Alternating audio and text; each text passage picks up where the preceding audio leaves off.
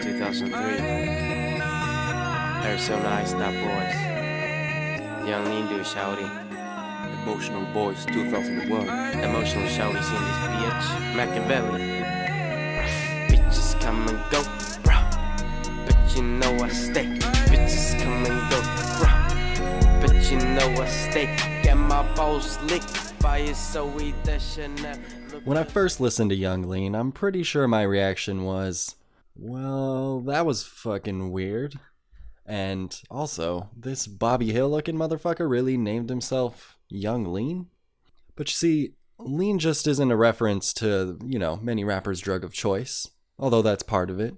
But it comes from Young Lean's Swedish surname, Lean Doer.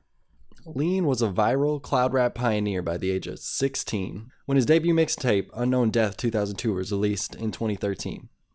The Swedish rapper has since dropped 3 albums, become an international crossover star collaborating with stateside acts such as Frank Ocean, Travis Scott, and A$AP Ferg, and also was hospitalized for a mental breakdown and drug abuse for almost 3 weeks. That's quite a whirlwind to fit in just a couple years of life, so let's dig into it. This is your host, Michael Cushing. You're watching Trap Profiles, and this is Young Lean.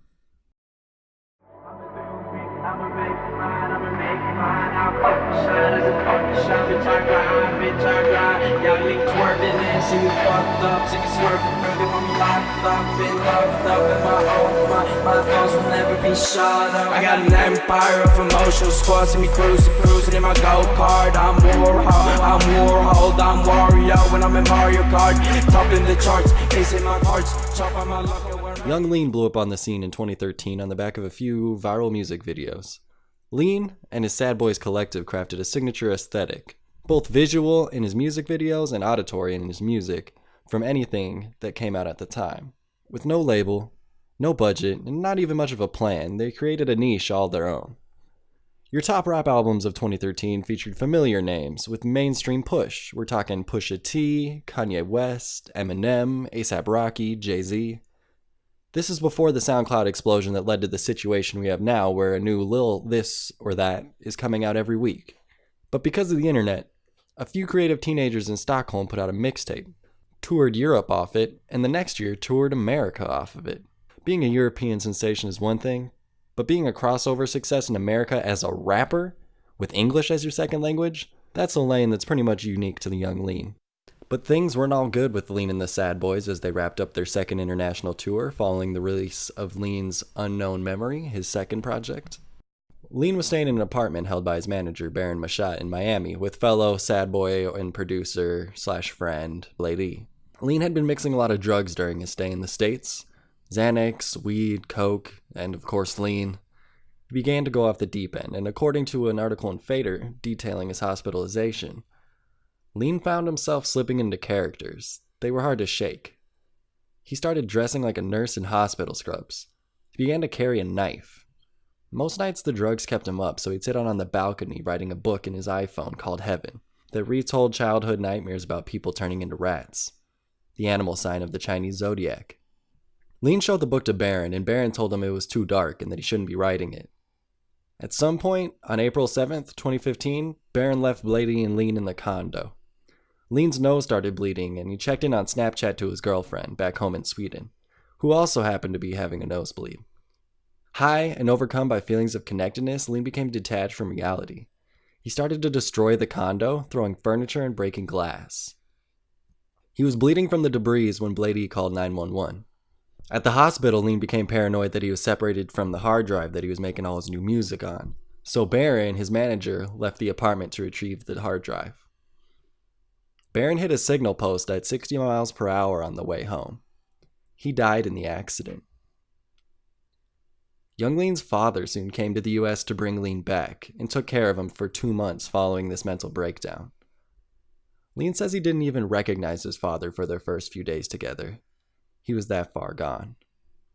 Lean is still under what he calls heavy medication.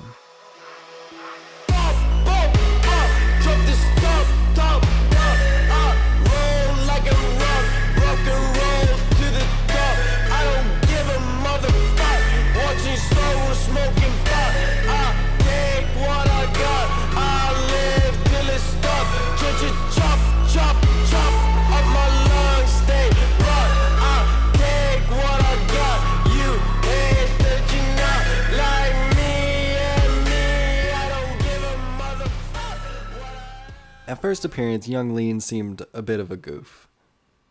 Some foreign kid with sloppy flows, simple lyrics, and a Bobby Hill face?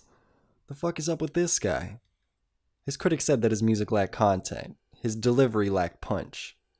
The Lean of 2013 was just a teenager having fun with friends, making cool shit for the sport of it. Now Lean has made some mistakes. He's lost some people. He's grown up. Young Lean is older now, in years, yes, but more importantly in experience. And his music continues to grow with him, with each album better than the last. The Sad Boys moniker for his clique is more fitting than ever, with his 2017 album Stranger carrying a melancholy throughout, with Lean showcasing better singing, rapping, and songwriting than we've ever seen from him. The production on the album has a real icy sense of place, perfectly fit for the Swedish rapper. Young Lean's Stranger album is a great reminder that sometimes beauty can spring from tragedy.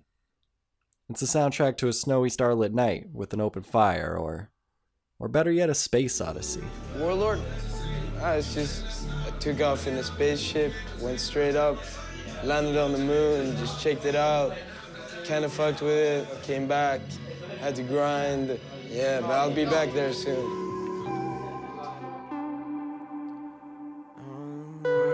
Sapphire diamonds iced out. Want my money right now. Cashing out, I'm cashed out. Hit you in the chest now. Silver arrows, my sound. Fuck 'em all, I might die. I be up on cloud nine. Green laser smoke clouds. All my boys with me, we hop out the rent. All my boys with me.